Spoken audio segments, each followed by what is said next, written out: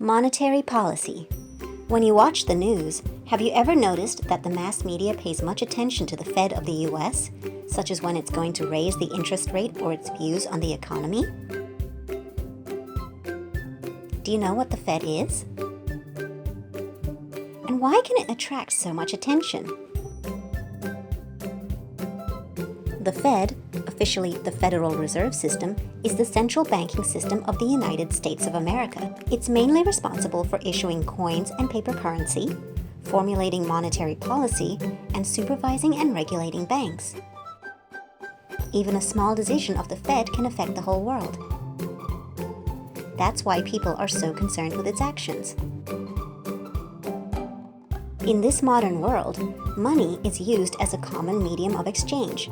Therefore, even a slight change in monetary policy can sway the balance.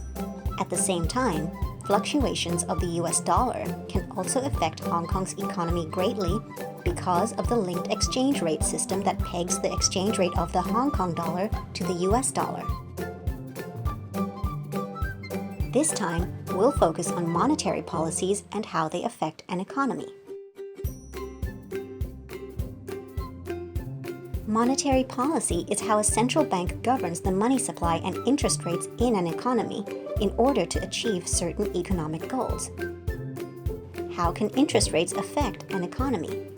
In fact, market interest rate is one of the factors considered by producers while making investment decisions. A lower interest rate means a lower cost of holding cash and, in other words, a lower cost of borrowing.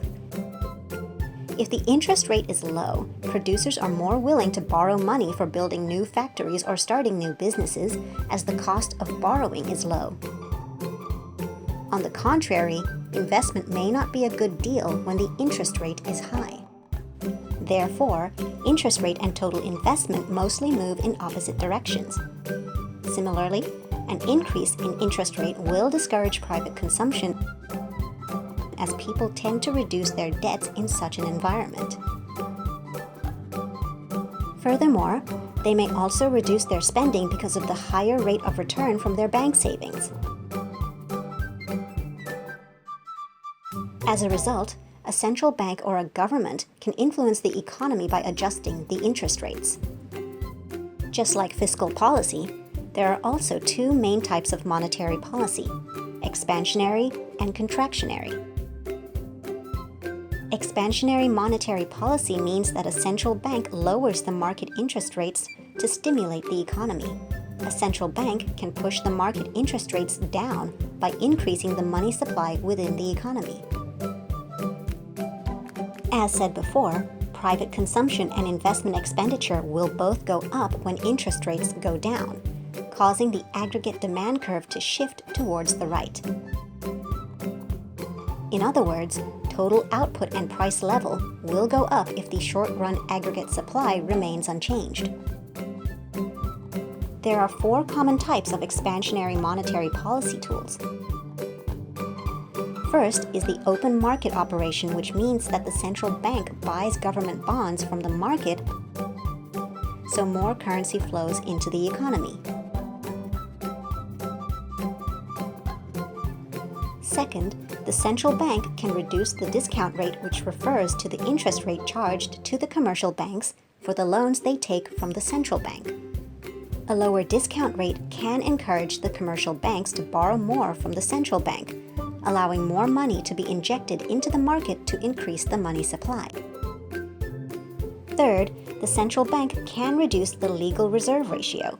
We've already learned that by lowering the legal reserve ratio, the maximum banking multiplier can be increased to create more deposits and increase the money supply through the deposit creation process. Last but not least, the central bank can choose to print more new money to increase the money supply within the economy directly. On the other hand, contractionary monetary policy means that a central bank raises the market interest rates to cool down the economy. A central bank can reduce the money supply within the economy to raise the market interest rates. Private consumption and investment expenditure will both go down because of such increase in interest rates, and it will then cause a leftward shift of the aggregate demand curve. This makes the total output and price level go down too. There are 3 types of contractionary monetary policy. 1. Open market operation. The central bank can sell government bonds in the market to absorb some money from the market, which can reduce the money supply. 2. Increase the discount rate. The commercial banks will tend to borrow less from the central bank so that the money supply can be decreased. Finally, raise the legal reserve ratio. An increase in the legal reserve ratio causes a fall in the maximum banking multiplier, which means a fall in the ability to create deposits. The money supply is decreased as well because of this drop in bank deposits. Now you should have a brief idea about how monetary policy works. After our discussions on money and fiscal policies, we've understood how a government modulates an economy. That's all for now. See you in the next video. Bye!